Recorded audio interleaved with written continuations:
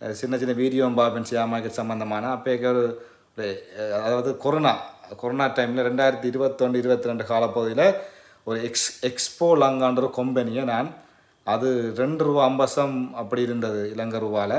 அப்போயே கிட்டத்தட்ட அது நான் 1.5 லட்சம் பங்குகளை நான் வேண்டி வச்சுருந்தேன். அப்போ நான் பங்குகளை வேண்டியக்க முடிவெடுத்தினான். நீண்ட கால அடிப்படையில் நான் பங்குகளை வச்சுருக்கணும், அவசரப்பட்டு விற்கக்கூடாதுன்னு ஒரு யோசனையெல்லாம் நான் வேண்டி விட்டேன். அப்பொழுது அந்த பங்கில் கொஞ்ச நாள் போக கோர்ட்டில் ஏதோ பிரச்சனை இருக்குண்டு எனக்கு தகவல் வந்துச்சு. அப்போது ஓகே கேட்டுட்டு நான் போய் விட்டேன்.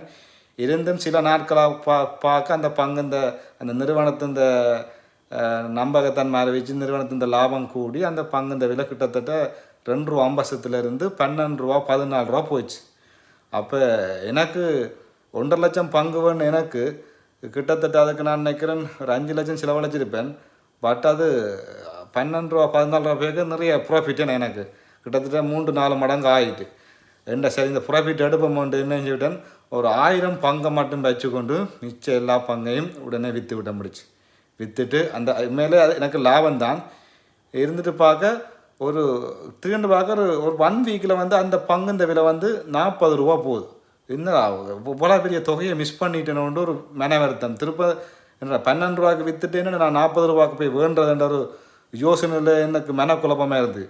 திடீரென்று ஒரு மாதத்துக்குள்ளே போய்க்க ₹100 போகுது. பேருந்து இன்னொரு மாதம் போக ₹200 போகுது. பேருந்து இன்னும் ஒரு சில நாட்களுக்கு அந்த பங்கு விலை ₹400 போகுது. அப்போ அன்றைக்கு நான் அந்த பங்கை 3 மாதம் பொறுமையாக அட்லீஸ்ட் 3 மாதம் பொறுமையாக இருந்திருந்தால் அந்த பங்கை ₹350 ₹400 விற்றுருந்தால் கிட்டத்தட்ட எனக்கு 6 கோடி பணம். அப்போ நான் ஊர்லேருந்து வரைக்கும் ஒரு 1.5 கோடி கடன் சுமையில் வாரன். அப்படி வரைக்கும் எனக்கு அந்த பங்கு அதை பொறுமையாக இருந்ததுன்னா அந்த பங்கை விற்று அந்த வாய்ப்பை பெற்று நான் விற்று இந்த பிரச்சனை எல்லாமே தீர்த்திருப்பேன். இருந்தும் அந்த டைம் என்ன நான் ₹12 விற்றபடியே நான் அந்த வாய்ப்பை இழந்தேன். அதான் நண்பர்களே, பங்குச்சந்தையில் நீங்கள் இன்வெஸ்ட் பண்ண வழி கிடைக்க ஒரு லாங் டைமில் அடிப்படையில் இந்த பங்குச்சந்தைக்கு வரணும். வந்தால் மட்டுமே கிட்டத்தட்ட 15 வருஷம் 10 வருஷம் யோசித்தான் பணத்தை முதலீடு செய்யணும். அதுவும் உங்களோட சொந்த பணத்தை கடன் வேண்டியோ மற்றவர்கிட்ட வேண்டியோ சொத்தை விற்றோ அடகுகளை வைத்தோ பங்குச்சந்தையில் இன்வெஸ்ட் பண்ணக்கூடாது.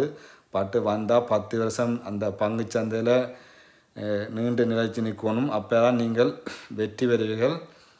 இப்போ புது முதலீட்டாக நிறைய பேர் வந்திருக்காங்க. நிறைய பேர் வாங்கோ, எங்களோட படிகளெல்லாம் இந்த பங்குச்சந்தையில் முதலீடு செய்யுங்கோ.